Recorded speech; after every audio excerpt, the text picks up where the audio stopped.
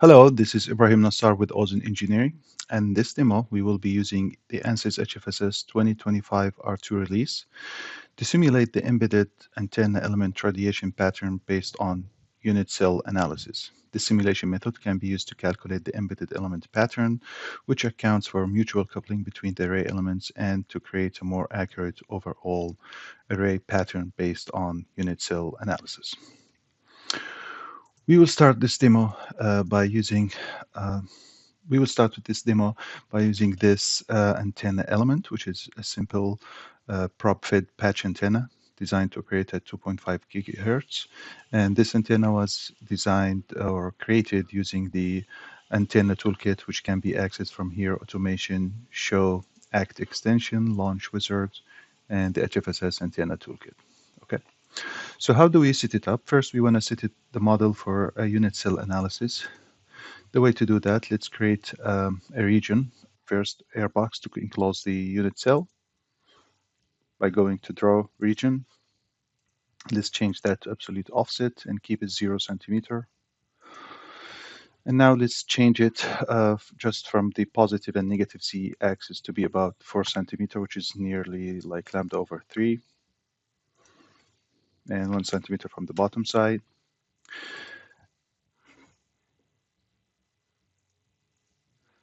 Now we want to assign the periodic boundary conditions.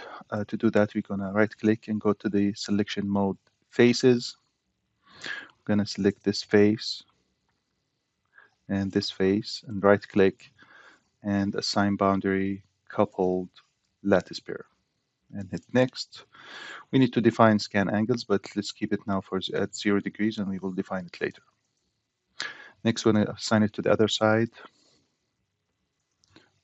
By Control key, we select these two faces, right click and assign boundary coupled lattice pair. Similarly, next and finish. Now from the top side and from the bottom side and the top side, we're going to assign radiation boundary and hit OK.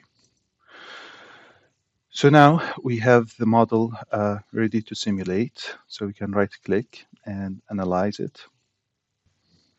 While the simulation is running, now we can define the far field setup to be able to look at the far field by right-click on radiation, insert far field setup, infinite sphere. Let's call that a 3D sphere, and phi from 0 to 360, and theta from minus 180 to 180. Okay. So now the conversion passes are done, so we can look at the far field. So we right-click on results, create far field report, 3D polar plot, and let's plot the gain in dB.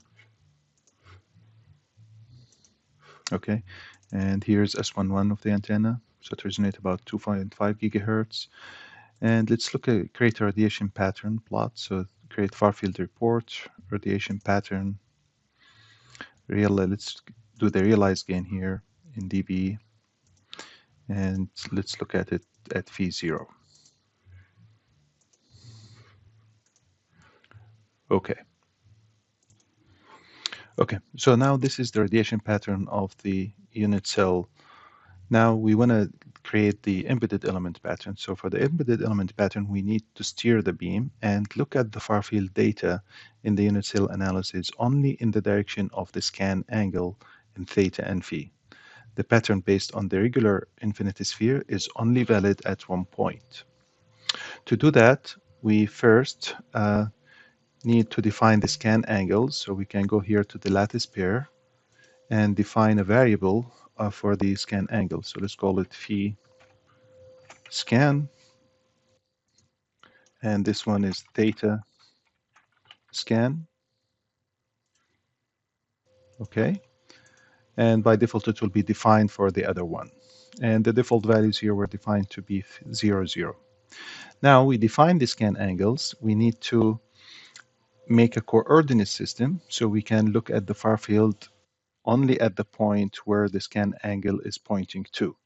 To do that, let's go here, modular, coordinate system, create an offset one. And let's just place it somewhere, and then we can modify um, we can modify its properties. So let's keep it as 0, 0, 0. The x point will be cosine theta scan times cosine phi scan. Okay, and now let's copy it, comma. Now the y point will be also cosine theta scan, but now sine phi scan. So we take the projection on the y, and the z-axis will be minus sine theta scan. Okay, so that's the x-axis. For the y-axis, let's copy this and then modify it. It will be minus cosine theta scan, now sine phi scan, and the y point is cosine theta scan times cosine phi scan. So we need to modify this. And for the z point, it will be 0. So now we created a coordinate system called relative CS1.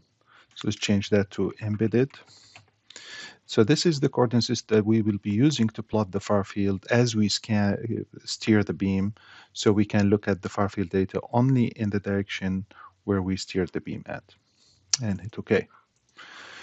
So now we define this coordinate system. Next, we want to define an infinite sphere for that. We're going to create a far field setup, a new far field setup, infinite sphere, and we want to be looking only at one point now. So 0, 0 to 1, and 0, 0 to 1, and we want to change it to be looking at, the embedded coordinate system. And let's call this also embedded. And we hit OK. Now we want to define a parametric sweep to do the different scan angle for steering the beam. So right-click on Optometrics, add parametric sweep, click on Add, and let's just change for now the theta scan. And similarly, you can do it for any scan angle needed. So let's do it like from 0 to 90, and let's just do it by 10 degrees. You can do more points. Okay, so these are 10 points. And let's copy the mesh here and solve just with the copied mesh. Hit OK, and now we can start the simulation.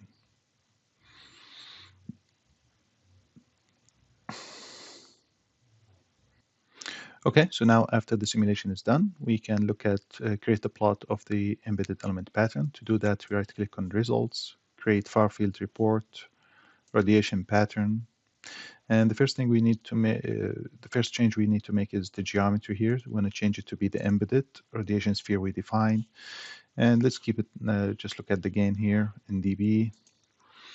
And we want to change the primary sweep, but first we have to go to families and make selection of all the variables, of all the variations of the theta scan we simulated.